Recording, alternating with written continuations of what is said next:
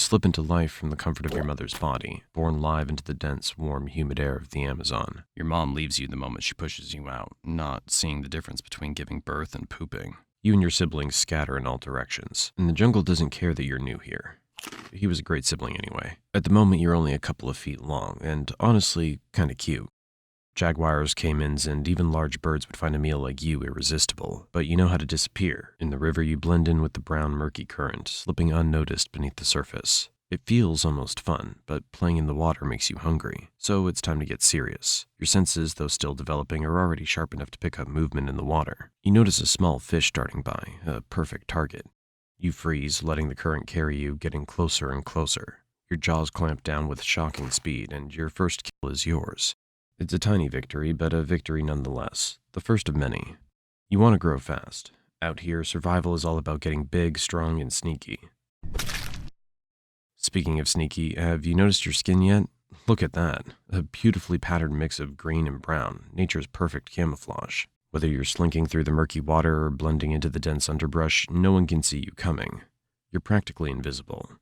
That's your first real advantage in this wild place. It's not much now, but it'll come in handy once you're ready to hunt something a little more challenging. For now, though, you stick to the basics. You spend your days slithering through the rivers and swamps, mostly keeping to the water where you feel safe. Your eyes and nostrils stay just above the surface as you gently slide through, waiting for an unsuspecting snack to wander a little too close. As you rest just below the surface, you spot a tasty target, a small rodent, foolish enough to venture right up to the water's edge. You wait, patiently, and then you strike with lightning speed, wrapping your coils around it, squeezing tight until it's over. Dinner served. Not bad. You've entered the juvenile phase of your life and things are starting to get interesting. You're bigger now, faster and stronger. And your prey? Well, you've moved up in the world. Small frogs and fish just don't cut it anymore. Now you've got your eyes on something more substantial, like capybaras. Yeah, the world's largest rodents on your menu now. Whew, that was close. But don't get cocky just yet. You're still not the biggest predator out here. There are jaguars, caimans, and other anacondas that would love to make a meal out of you if they get the chance. You gotta stay sharp and use your camouflage to your advantage.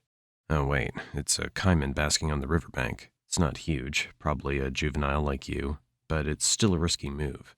You think about it for a moment, weighing your options. Should you go for it? Could be your first big test as a hunter. Why not? You slink into the water, sliding gently toward the caiman with the grace of a shadow. Your muscles coil, ready to strike, and it wasn't as tough as I thought. That's your first taste of success as a true predator, but let's not get ahead of ourselves. Not every day's a win. There are days when your prey outsmarts you, like that one time you tried to take down a capybara but ended up being dragged halfway across the river before it managed to escape. Yeah, that wasn't your finest moment, but don't worry, no one saw that. The good news is you're still growing, and with every meal you get a little bigger, a little stronger, and a little wiser. By the time you're fully into your juvenile phase, the jungle doesn't feel quite as intimidating anymore. Sure, there are still big predators out there, but you're climbing the food chain, and fast. As the months roll by, you become more and more comfortable in your environment. You've perfected the art of hiding in plain sight, waiting for hours, maybe days, or weeks. Finally. A group of capybaras grazing near the water's edge. You sink slowly beneath the surface, your eyes barely visible as you approach. You wait, your muscles tense, and then... What? Where did this jerk pop up from? Do you think he'd mind if you asked for just a small bite to curb your hunger? Oh, maybe that's not such a good idea. Let's get out of here. You continue to refine your skills, learning more about your environment and your place in it. You've mastered the art of stealth, using your patterned skin to blend seamlessly into the jungle around you. You've developed a keen sense of smell, allowing you to track prey even through the thickest underbrush. And your body? Pure muscle.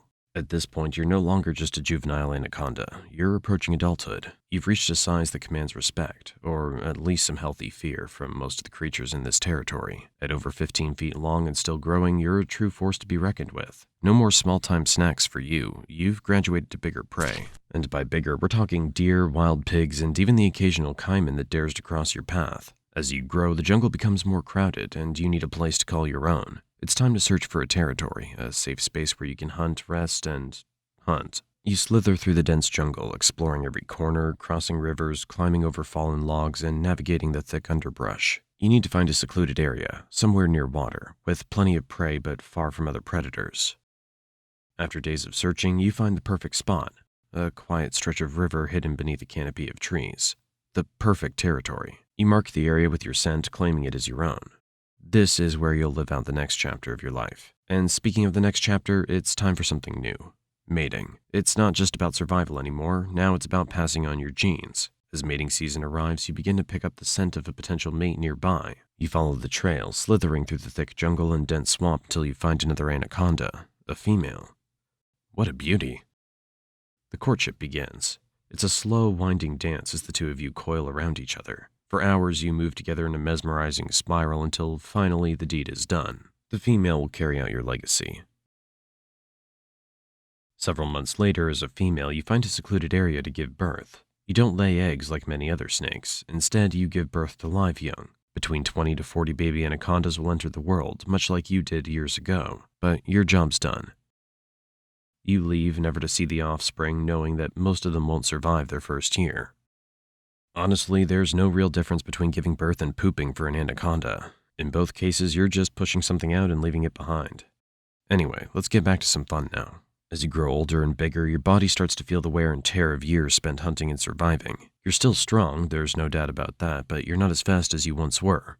The youthful energy that once fueled your every hunt is starting to fade, and you find yourself needing to be a little more strategic with your moves. As you lie submerged in the cool waters of a river, you sense something moving nearby. It's a capybara, casually grazing at the water's edge. Normally, you wouldn't bother with something as small as a capybara anymore, but today you're feeling a little nostalgic. After all, it's been a while since you last took one down, and there's something satisfying about going back to where it all started. You wait, watching, your body completely still beneath the water's surface. The capybara inches closer, oblivious to the danger lurking just beneath its feet. And then, in a flash, you strike. Your coils wrap around the capybara in an instant, and within moments, it's over. You've still got it. But as you swallow your meal, you can't help but notice that it's not quite as satisfying as it used to be.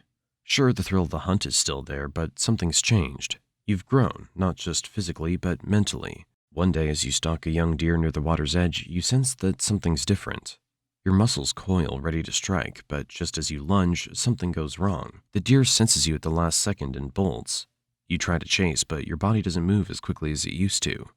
You miss. The deer escapes. It's the first failed hunt in a long time, but something feels different this time. You feel the exhaustion deep in your muscles, the weight of the years finally catching up with you.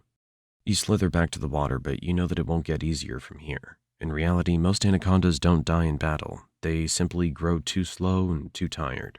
Eventually, the jungle takes them back.